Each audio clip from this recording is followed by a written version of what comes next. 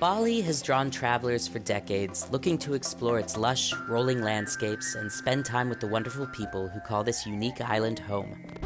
The reality these days, though, is that Bali has become a poster child for over-tourism, drawing party-hearty Westerners to its crowded beaches and thumping nightclubs.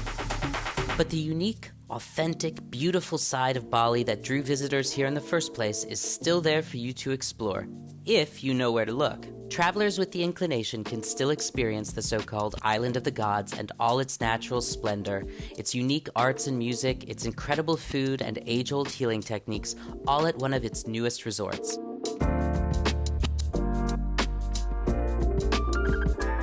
Unlike Bali's southern shore, which is crowded with sprawling beach resorts, or the busy streets of Ubud in the island's center, where a new yoga studio or juice store seems to pop up every day, Buahan is located a 3-hour drive from the airport into the island's interior. You must pass through winding valleys and steep mountains to find it, tucked away into a corner of a village where most of the resort's staff and their families live to this day.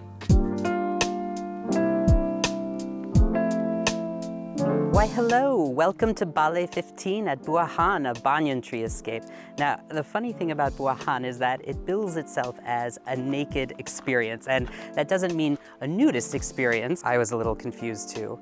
But it means that you're just sort of open to nature. There's no walls or doors. I basically have a roof over my head here in this ballet, and that's it. The rest are just sort of these billowy curtains and a canopy bed, just so that I can be here in the experience of the Balinese jungle, which surrounds me on every side. Of course, there are some fabulous things like a plunge pool, which I plan on taking full advantage of later today because it's starting to get a little bit hot.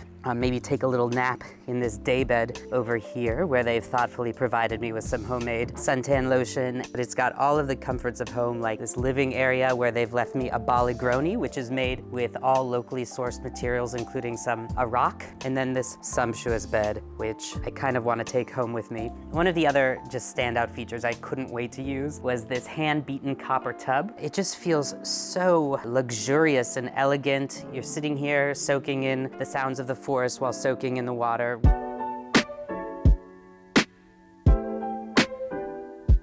You can really see a lot of the stuff that you're eating being grown right here for you, and you can look at something in your drink and be like, oh yeah, I saw that in the garden earlier today, so it's pretty special.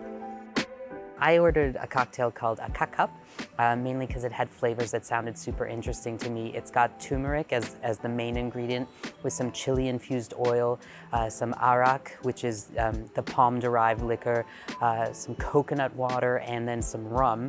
And it's so delicious, I can't even start. And what I also love is it's garnished with a pandan leaf, so you really get a sense of place even in just a little touch like that in a cocktail. All the food served at the resort is grown within an hour's drive, meaning it comes from within a few miles of here thanks to partnerships with local farms and cooperatives. This not only ensures everything is hyper-fresh and has a minimal carbon footprint, but 70% of the menus are plant-based, which offers guests a healthier experience. It also means you get to enjoy traditional foods that the Balinese people eat themselves, albeit with some fancy contemporary twists, like baby cabbage grilled with miso, mushroom tempeh sambal, and preserved kailan powder. Every dish and every drink you enjoy is a chance to learn about a Balinese plant or traditional recipe. Really fresh, delicious. And the moment I've been waiting for, dessert. This is a chocolate ganache. Our chocolate ganache is rich. Perfect way to end the meal.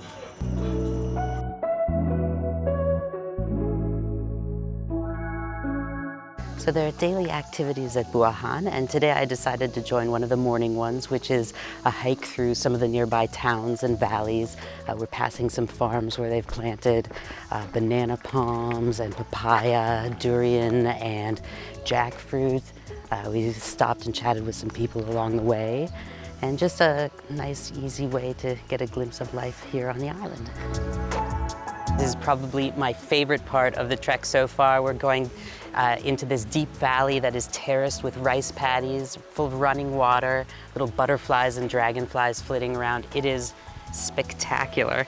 It does not get much more Balinese than this, let me tell you. don't know if the mic is picking up the sound of all of these bugs just sort of flapping their wings and calling to one another. It should last for another hour or so, I'm told. And then farther down in the property, you can actually hear the Ayung River and a waterfall, and it's just like exactly what you think a nature reserve or a nature retreat should sound like. So this is something quite unusual for me. I did one of the afternoon activities here, and it was mixing your own body scrub from ingredients all over the area here that are traditionally used in healing, and they include ginger, galangal, clove, rice powder, coconut oil, all these wonderful things. And I made a little paste with it right here.